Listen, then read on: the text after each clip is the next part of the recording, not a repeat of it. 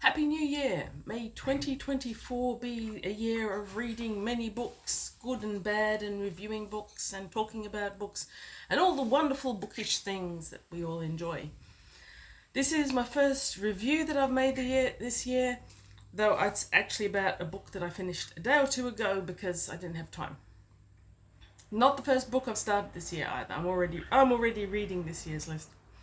So we have here Robert Westall's Yaxley's Cat. Now, Robert Westall and I have issues because somewhere along the way I decided that Robert Westall is a writer of children's sci-fi and fantasy. I don't know how I got that idea. I really hope that this book and this review and this video will help future Deb remember that he doesn't. He writes well, and he writes children's books, but they're not fantasy per se, and they're not science fiction. I think Cats of Sir Austen may be fantasy, but most of them aren't. So I find these books in op shops and I go, hey, Robert Westall, he writes good stuff. I buy them. He's an excellent writer, but he doesn't write the sort of stuff that I find good necessarily. I'll go into why. Up there on the top shelf of my bookshelf, which you can't see, are all the childhood books that I love. There's Joan Aiken, Alan Garner, there's The Witch of Blackpool Pond. There's all those books that I loved as a childhood that gave me the fantasy, science fiction, mythology type background, and yes, the spooky woo-woo books as well, to be the mature reader that I am today, enjoying the range of things that I am today, not science fiction.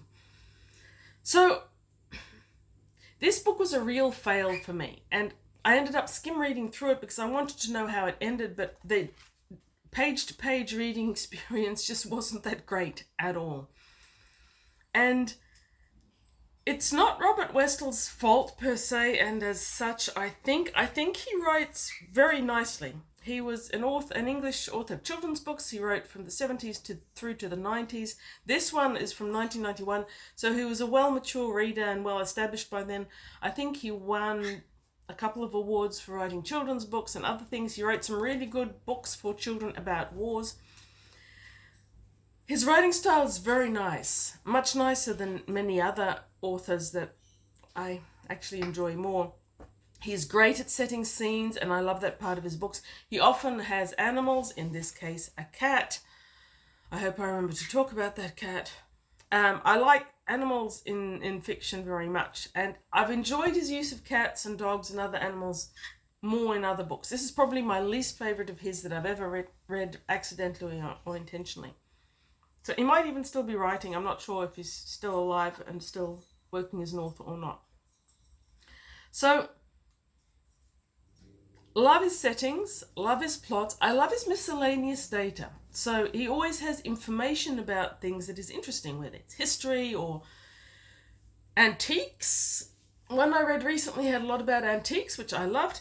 In this one, the history is the history of the cunning men, which of course, with the witches and witchy people, in this case men, who practiced wisdom, maybe magic in parts of England and Europe.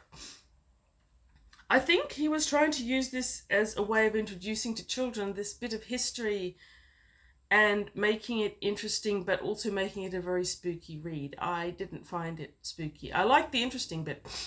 There's actually one point made by a character.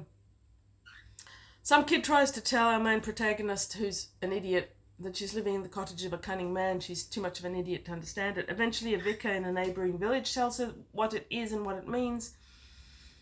An interesting point is that this vicar talks about cunning men and cunning women being people who have folk remedies for the village and charming off warts. I thought it's interesting that he says, I charm off warts myself. It's like, that doesn't sound like a Christian approach to magic. And charming off warts? Seriously? Surely lactic acid would work better. Anyway, never mind. But this vicar, who's a pretty good side character, most of the side characters are good in this book, mentions that the NHS kind of wiped out the cunning men. So that was interesting. There's a lot about this book that is good, but the plot could be good. The characters are not good. The main characters. The side characters are great. Could see more of them. The main characters are annoying and dubious. And the main character in all of this is third person, we hear it in third person, is Rose. The plot seems to consist of Rose is grumpy with her husband. Her husband is wealthy, works hard, earns a lot of money, appears to bend over backwards to give her anything that she says she wants, but she's never happy with it. This is somehow his fault. He's too domineering. He does sound like a domineering, overbearing husband, but but Rose is a dumbass, and she's never happy with anything she does. She can't or won't tell him why, because she's a doormat and can't express her feelings. It's like she's complaining about him taking it somewhere early in this book. She's complaining about him taking her to Europe when she mentions nostalgia for going to a European country and seeing a musical. So he takes her to Europe in luxury. They go to see an amazing production. I think it's The Magic Flute. And on the way back, he can't understand why she isn't happy with what he's given her. What she really wanted was just to roam the city and have adventures. But she won't say that. It's pretty easy to say, but she can't. She's a dumbass. Oh my God, Rose. Rose was the main problem with this book, to be honest. So, because she's trying to get back at her husband, she takes their two children, sub-adolescent children. I think one of them's 10. The other one, a couple of years older, maybe. She takes them on a long, aimless, winding holiday, driving around England. Her husband supplying accommodation along the way, but not with them. And eventually, because she's not good at navigating, they end up in this small seaside village. And she rents a cottage there for no particular reason other than her children want her to, and she's desperate to gain her children's approval. This cottage ends up being having been the home of a cunning man, Yaxley, who vanished about 70 years ago. Is he dead, or did he just vanish? Woo, woo, woo. So,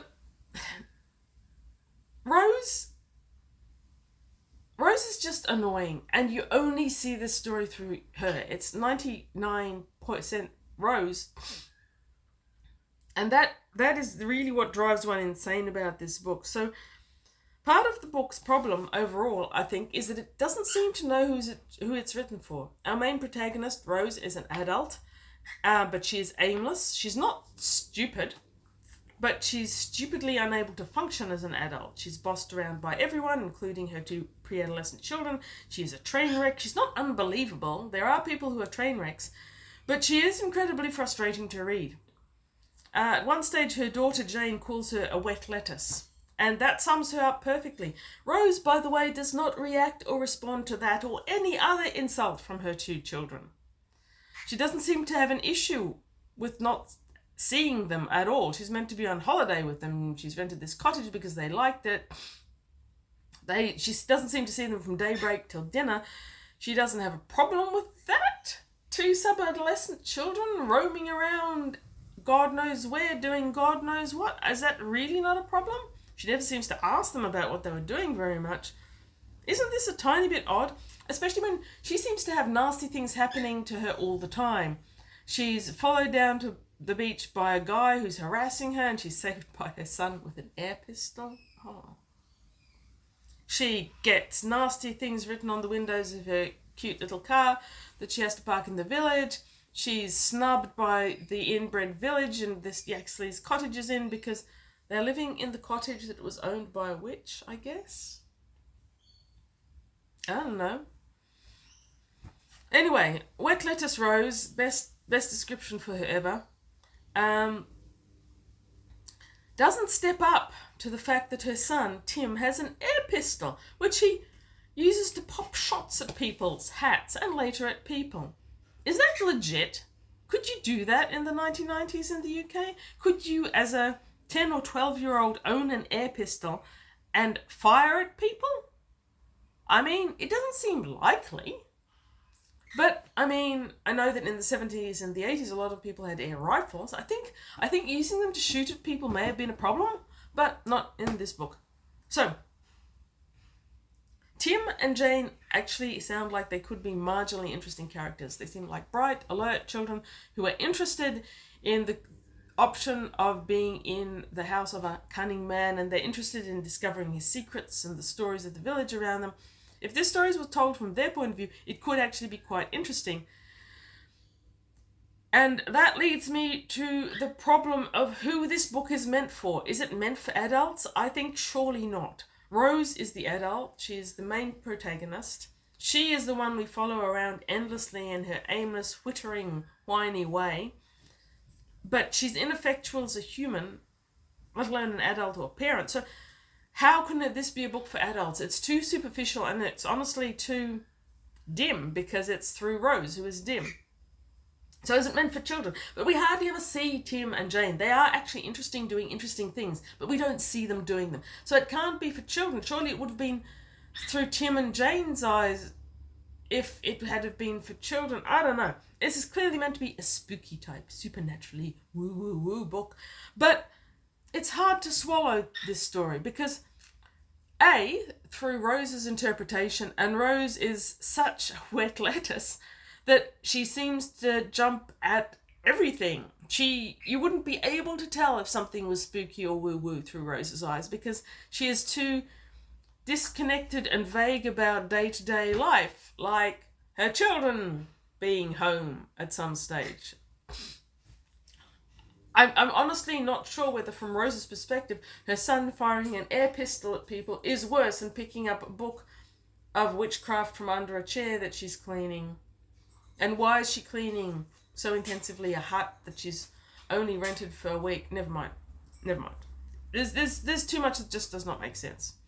Now, the woo-woo could have kept me busy. There's not a lot of it, and it's implied more than anything else. But Alan Garner used to do that and do it really well. You can still read Alan Garner as an adult and enjoy it.